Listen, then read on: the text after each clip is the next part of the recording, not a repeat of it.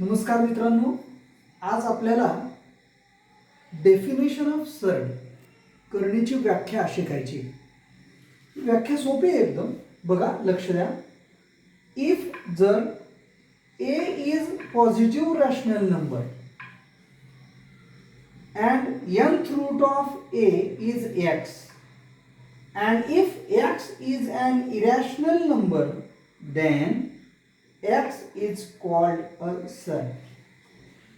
बघा लक्ष द्या, काल आपण शिकलो होतो nth root of a is equal to x, where n is positive. काल आपण बघितलं होतं बघा, where n is greater than 1, where n is greater than 1 and it is integer and a is a real positive number. हा कसा होता? a real positive number. आणि हा कसा होता? greater than 1, greater than 1 and it is integer,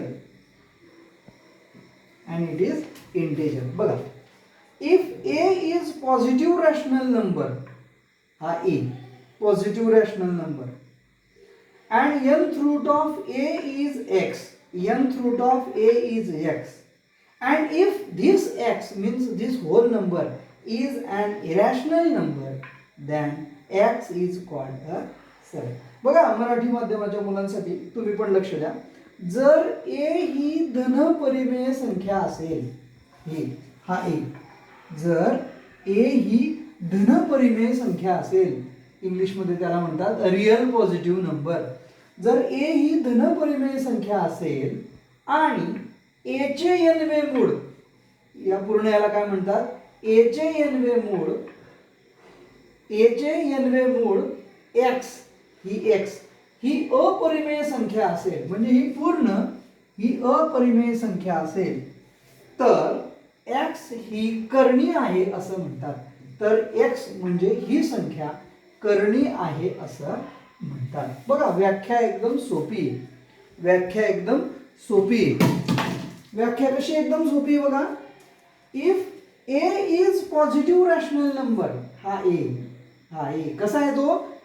positive rational number, धनपरिमेय संख्या, आणि a चे n-वे मूळ बरोबर x ही अपरिमेय संख्या असेल, and nth root of a is x, and if x is irrational number then we say x is a surd. म्हणजे मराठीमध्ये किंवा थोडक्यात सांगायचं म्हटलं तर ही जी संख्या आहे nth root of a he irrational number असली पाहिजे, अपरिमेय संख्या असली पाहिजे. nth root of a ही अपरिमेय संख्या असली पाहिजे. सोप्यात सोपं, nth root of a ही अपरिमेय संख्या असली पाहिजे. तर त्याच्यामध्ये कंडिशन्स कशा आहेत? इथली संख्या पॉझिटिव्ह रियल नंबर असला पाहिजे आणि n इज ग्रेटर दॅन 1. मग लक्ष द्या मित्रांनो, सर्डची व्याख्या, करणीची व्याख्या एकदम सोपी. nth root of a is equal to x, where x is irrational number. तर x irrational number अपरिमेय संख्या आहे, म्हणजे ही अपरिमेय संख्या असली पाहिजे. nth root of a ही अपरिमेय संख्या असली पाहिजे. आणि a आणि n कसे असले पाहिजे? a कसा आहे? रियल पॉझिटिव्ह नंबर, धनपरिमेय संख्या, आणि n कसा आहे? Greater than 1. लक्षात आलं मित्रांनो? पुन्हा एकदा बघा, लक्ष द्या. If a is a positive rational number and nth root of a is x, and if x is an irrational number then we say that the whole number, this x is equal to surd. म्हणजे या संख्येला nth root of a ला आपण करणे केव्हा म्हणू शकतो? जेव्हा ती अपरिमेय संख्या असेल. याच्याबरोबर जर x जर मांडला आपण, तर आपण असं म्हणू की x ही संख्या अपरिमेय संख्या असेल तर तिला आपण करणी असं म्हणू.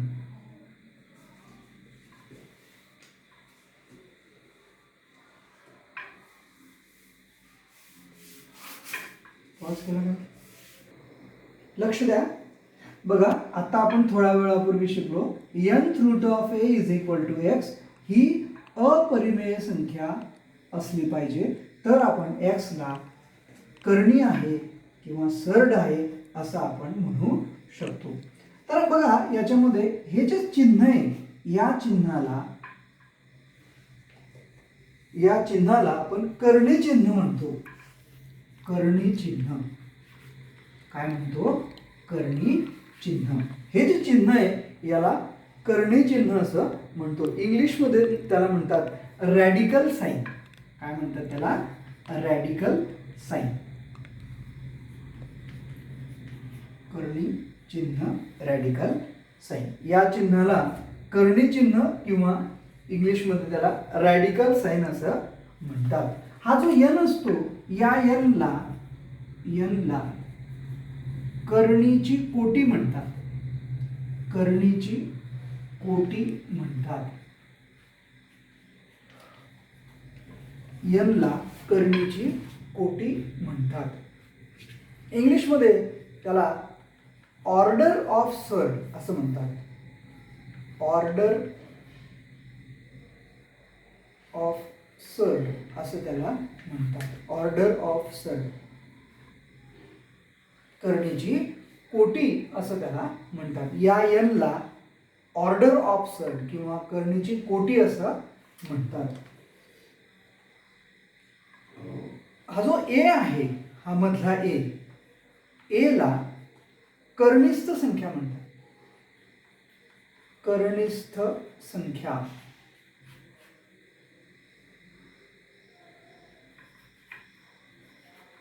कर्णिस्थ संख्या ए ला कर्णिस्थ संख्या असं म्हणतात. त्याला इंग्लिशमध्ये रॅडिकांड असं सुद्धा म्हणतात. रॅडिकांड असं सुद्धा म्हणतात. बघा, लक्ष द्या. nth root of a, nth root of a याच्यामध्ये हे जे चिन्ह आहे या चिन्हाला करणी चिन्ह असं म्हणतात किंवा रॅडिकल साइन असं म्हणतात. n जो आहे n ला करणीची कोटी असं म्हणतात. त्याला इंग्लिशमध्ये ऑर्डर ऑफ सर्ड असं म्हणतात. आणि हा जो a असतो या a ला कर्णिस्थ संख्या असं म्हणतात. त्याला इंग्लिशमध्ये रॅडिकांड असं सुद्धा म्हणतात. एक उदाहरण जर आपण घेतलं तर आपल्या लक्षात येईल. For example, cube root of 7.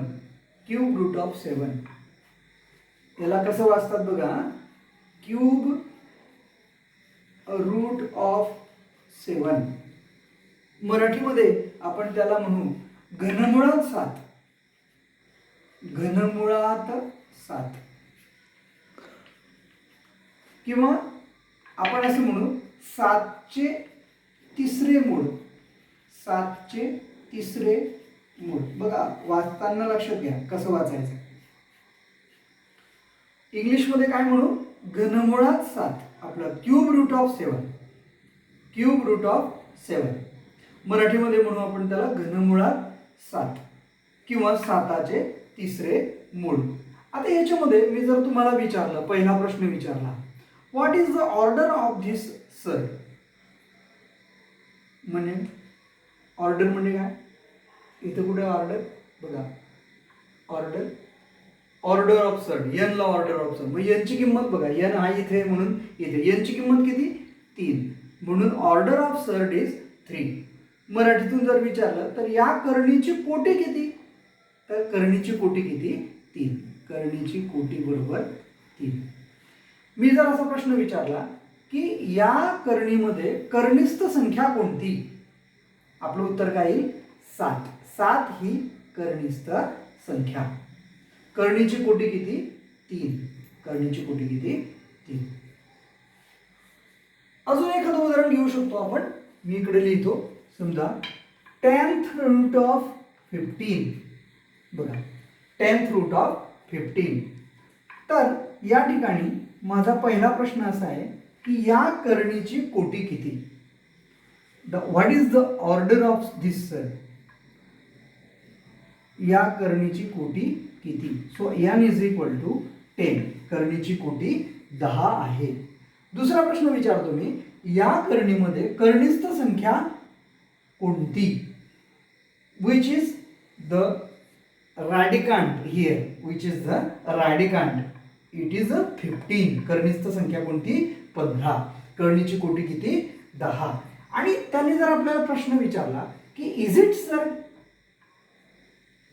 आपल्याकडे उत्तर आहे यस इट इज सर. कारण काय की 15चे 10वे मूळ किंवा कोणत्या संख्येचे 10वे मूळ हे 15 आहे, तर ते आपल्याला ती संख्या उपलब्ध नाही, म्हणून ही या ठिकाणी करणी आहे. तर अशा पद्धतीने तुम्हाला सोपे सोपे प्रश्न त्या ठिकाणी विचारले जातील. बघा तुमच्या अभ्यासक्रमामध्ये तुमच्या याच्यामध्ये सराव संचामध्ये पहिलाच प्रश्न आहे. बघा तुमच्या सराव संचामध्ये पहिलाच प्रश्न आहे, पुढील करणीची कोटी सांगा. बघा पुस्तक उघडा, सराव संच 2.3 बघा आणि त्याच्यामध्ये पहिलाच प्रश्न आहे. पहिल्या प्रश्नामध्ये काय विचारलंय बघा.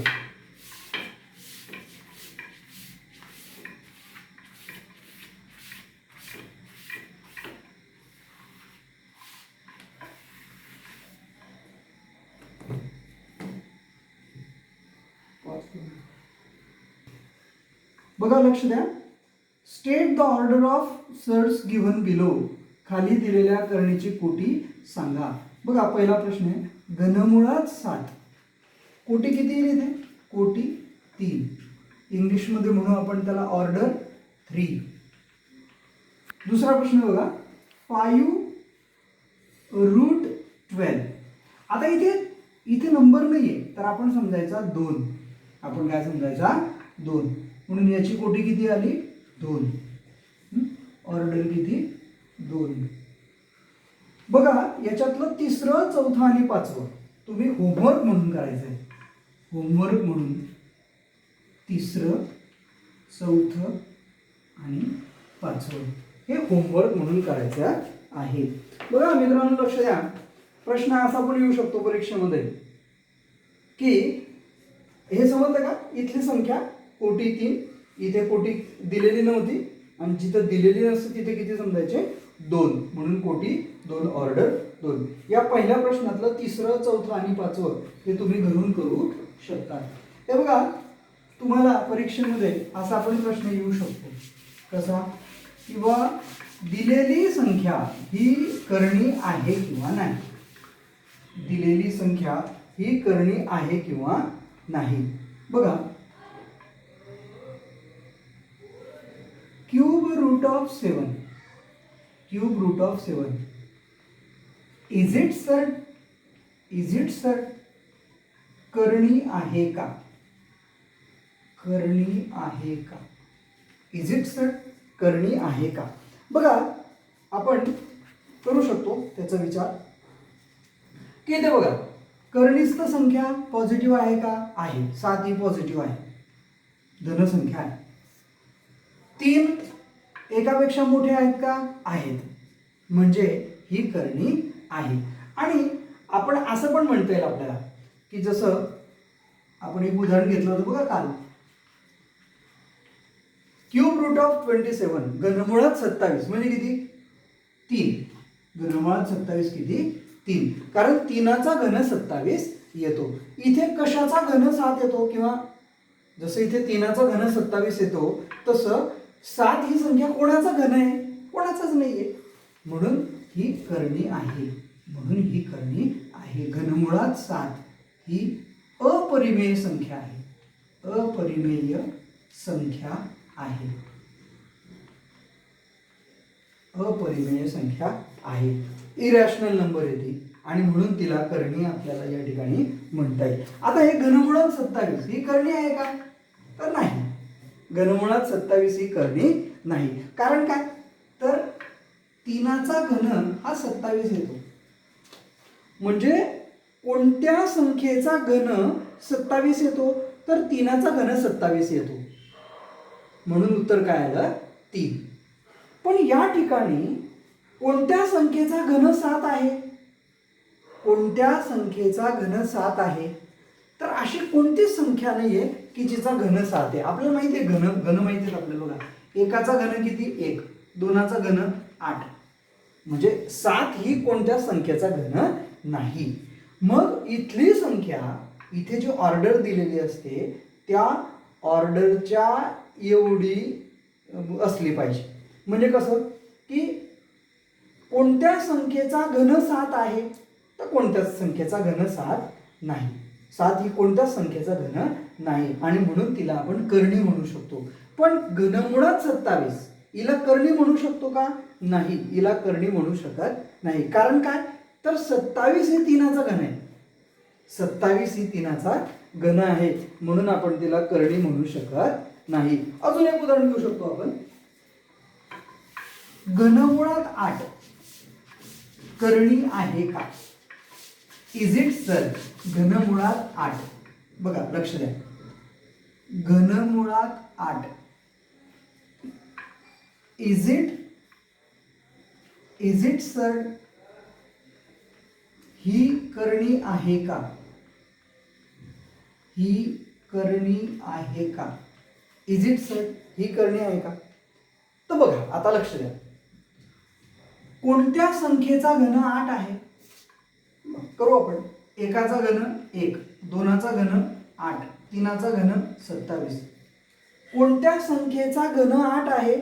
2 या संख्येचा घन 8 आहे. म्हणजे हिला आपण कर्णी म्हणता येणार नाही. कारण घनमुळात 8 याचं उत्तर येतं 2. कारण 2चा घन 8 येतो. बघा 2चा घन 8 येतो. 2चा घन 8 कसा येतो? 2 गुणिला 2 गुणिला 2 3 वेळा गुणाकार करावा तरी लागते. तर घनमुळात 8 बरोबर 2 ही कर्णी संख्या नाही. कारण काय? तर आलेलं उत्तर ही रॅशनल नंबर आहे. आलेलं उत्तर आपल्याला इरॅशनल नंबर असला पाहिजे. जसं मागच्या गणितात होतं, घनमुळात 7 कोणत्याच संख्येचा घन 7 नाही. कोणत्याच संख्येचा घन 7 नाही आणि म्हणून ही कर्णी नाही, ही कर्णी आहे. अजून एक उदाहरण घेऊ शकतो आपण. फॉर एक्झाम्पल, चौथ्या मुळात 15 कर्णी आहे का? चौथ्या मुळात 15 कर्णी आहे का? कर्णी येणार नाही. कारण बघा, एकाचा चौथा घात किती येतो? 1. दोनाचा चौथा घात 16. 15 संख्या येते का? म्हणजे कोणत्या संख्येचा चौथा घात 15 आहे? कोणत्याच संख्येचा नाहीये आणि म्हणून ही संख्या कर्णी आहे. ही संख्या कर्णी आहे. ही कर्णी नाही, ही कर्णी नाही. कारण याचं उत्तर किती येतं? 2. कारण कोणत्या संख्येचा घन 8 आहे? तर 2 या संख्येचा घन 8 आहे, म्हणून ही कर्णी नाही. पण इथे कोणत्या संख्येचा चौथा घात 15 येतो? कोणत्या संख्येचा येत नाही आणि म्हणून ही कर्णी आहे. म्हणजे परीक्षेमध्ये तुम्हाला कर्णी आहे किंवा नाही हे ओळखण्यासाठी तुम्हाला मी जी पद्धत आता शिकवली ती पद्धत त्या ठिकाणी तुम्ही वापरायची आहे. म्हणजे एखादं दिलेली संख्या ही कर्णी आहे किंवा नाही हे आपल्याला या पद्धतीने ठरवता येईल की या कर्णिस्थ संख्या जी असते ती एखाद्या संख्येच्या कोटी, म्हणजे आता इथे किती आहे की 8 काय आहे? दोनाचा घन आहे. 15 कोणाचा चौथा घात आहे? कोणाचा चौथा घात नाही. अजून एक संख्या घेता समजा वर्गमुळात 64. वर्गमुळात 64. आता ही कर्णी आहे का? कर्णी येणार नाही. कारण वर्गमुळात 64चं उत्तर किती येतं? 8. इथे कोटी किती? 2. कोणाचा वर्ग 64 आहे? 8चा वर्ग 64 आहे. 8चा वर्ग 64 आहे आणि म्हणून ही कर्णी येणार नाही. म्हणजे थोडक्यात काय, कर्णी ओळखायची असेल तर कसं ओळखणार की ही जी संख्या आहे ही अपरिमेय संख्या आली पाहिजे. अपरिमेय संख्या आली पाहिजे. बघा लक्ष द्या, आज तुम्हाला मी कर्णीची व्याख्या सांगितली आणि कर्णी कशी ओळखायची ते पण सांगितलं. आणि या चिन्हाला काय म्हणतात, इथे ही जी संख्या असते हिला काय म्हणतात, नंतर ह्या संख्येला काय म्हणतात हे तुम्हाला मी आज शिकवलेलं आहे. बाकीचं आपण पुढच्या तासाला बघू.